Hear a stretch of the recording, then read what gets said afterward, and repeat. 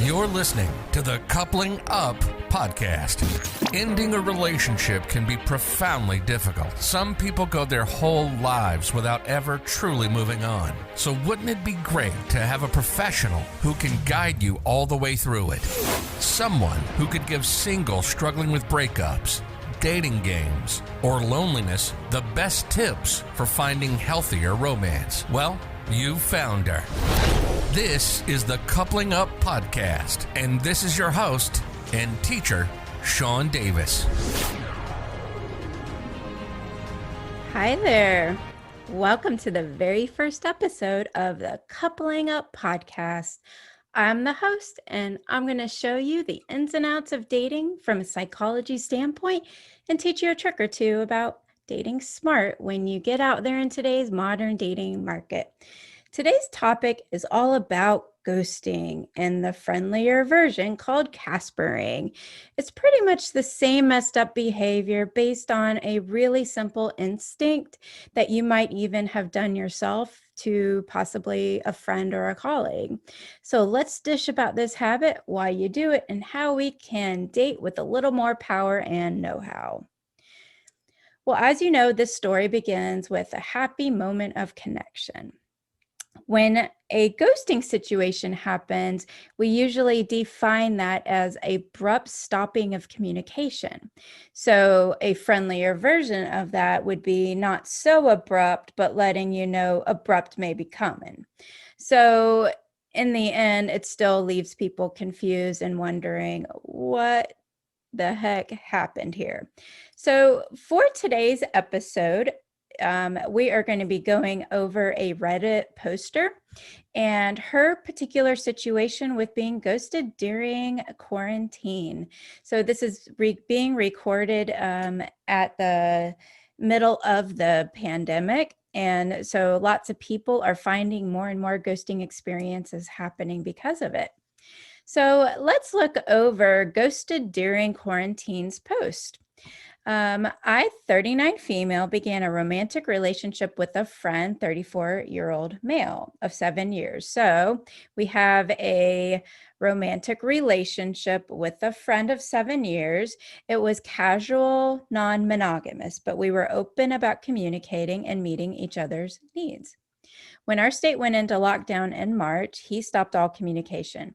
I reached out to him on various platforms over the course of a few weeks, and I even checked with mutual friends just to make sure he was okay, because I was getting absolutely nothing back from him. A friend told me she'd spoken to him and he was fine, so I took the hint that he was no longer interested and dropped it. 7 months later, he messaged me saying he'd been busy and had lost his phone and wanted to catch up.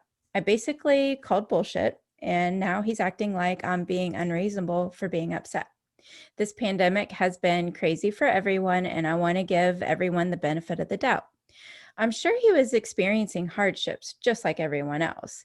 He seems genuinely surprised that I'm not willing to allow him back in my life because he feels like he has valid reasons for ghosting me during quarantine.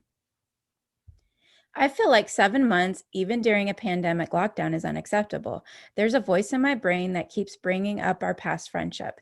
Even though I'm hurt, I don't know if I want to end our friendship completely over this. Sorry if this is all over the place. Logically, under normal circumstances, I wouldn't question this breakup. But the pandemic aspect is making me second guess myself. Should the rules still apply as usual, or should I be more lenient?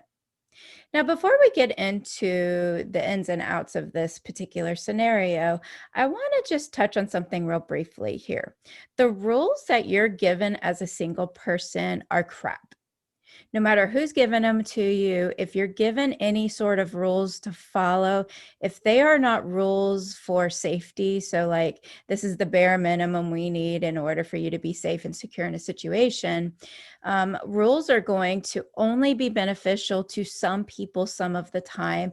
So for this poster, the first thing that I would say is throw the rule book out the door and let's focus on what you personally need on your unique journey. So in a nutshell, that's what we're going to be dealing with here. So in this case, with someone with an open relationships are usually some sort of non-monogamous thing where it's not a one person dates one person scenario, or it's not easily defined. And so this might be somebody who maybe they hook up occasionally, and that's why they called it a friendship in their post. So they said they had a friendship of 7, or romantic relationship of 7 years. And if we go back and read it again, I began a romantic relationship with a friend of 7 years in July. So they had a 7-year friendship. What we don't know is whether or not that was just completely platonic for 7 years, and they had always had some romantic interest that they never really acted on. There's a lot of story that we could fill in about what's really going on here, but we don't really know. All we know is this person had some sort of friendship with this person, and they had a casual kind of open relationship where, again, it's just not easily defined. So so they were dating each other to some degree. Somebody in the relationship was exploring those avenues, and they had been communicating those boundaries really well until quarantine happened. And that's when the abrupt stopping of communication. So, we don't really know, again, what the needs were for the person that did the ghosting. But if we dig into that, the end result is going to be the same. A justified space, even if this person really did need that space to take care of their stress, take care of problems, or just to have some downtime, that a justified need for space is still justified, but it needs to be communicated in order for safety to be present. You can't continue to ghost people and still maintain your integrity as an honest person, if that's something that you value. So to maintain integrity of being honest and open, we need to communicate that we need space with somebody. So, for Miss Ghosted during quarantine, your feelings are super valid here, and you're doing great by seeing this moment and realizing that you are experiencing some pain. Don't doubt yourself in these kind of scenarios. When you stop all forms of communication, it's an act of aggression. You might even call it passive aggressive, um, but it's still an act of aggression. We're still trying to just hint around and hoping that this person's going to get the hint. But a lot of times people don't get hints. Sometimes the story about why somebody would do this might be they realize that they weren't a good fit. Even if that's the case, though, it still needs to be communicated. Ghosting is about poor communication and then fear of seeing another person in pain. When we're afraid of pain in another person and we are in the job of being brave and breaking up with them and, disappointing them, then my lack of bravery causes me to want to run away. Now, that's not fair to the person on the receiving end, the person that's hurt. So if you get ghosted, it's possibly a time to move on to other options, as one option you have here. The other option is to work through the fear issue that the person doing the running is experiencing. It's actually an attachment style where some people learn to run away in relationships. It can happen when you're starting to know somebody deeper. It can happen with any of the stress hormones, because those are also the same things that happen with attachment and love and bonding. So some people do experience anxiety with attachment, and again, that could be why that person might want to run away. And it might be a justified reason to want to try to work it out with them, because you do have a 7-year friendship. It's not somebody you just met and just ghosted all of a sudden. So because you do have that friendship, there's a little bit of smidge of hope there that they may want to work through that. But ultimately, that's going to be up to you guys to explore in some conversations. But my question for Miss Ghosted in Quarantine, I want to know, or I want you to think for yourself here and just decide for yourself. Do you feel like you're your most authentic self and honoring your values in this relationship? Or do you really truly wish to move on to other matches who might automatically see needs for consistency and safety? Ultimately, you're going to need to ask for what you want from a healthy partner. I don't know if this person can be that for you.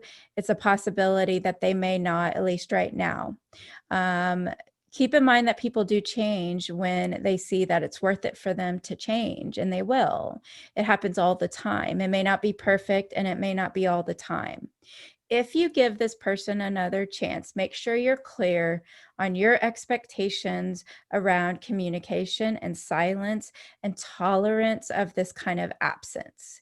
So, if this is something that's unacceptable for you, like what you write in your post, then it might be time for you to kind of, cut your losses for the romance and try to maintain a friendship. I don't know if that's possible for you right now. Do kind of think through that. If this happens again, if you give this person another romantic chance, please know that your job is to monitor your situation for safety. So if it happens again, that means it's a habit, not a moment. Forgiveness can happen if it is a moment. If it keeps happening to us, our duty as self-aware, self-reliant, independent, people in the world is to make sure that we're removing ourselves from situations where we continue to get hurt again and again and again. So if this was helpful for you, you can go to the website and I have a ghosting checklist, and go to couplinguppodcast.com. You can record your dating story, leave me some episode feedback if you thought I needed to hear a different perspective so that I can grow as a podcast host for you. Then I do welcome all feedback, and you can record that at the website, and you can also download that checklist so that you can work through your unique journey as you work on coupling up with Sean Davis. See y'all next time.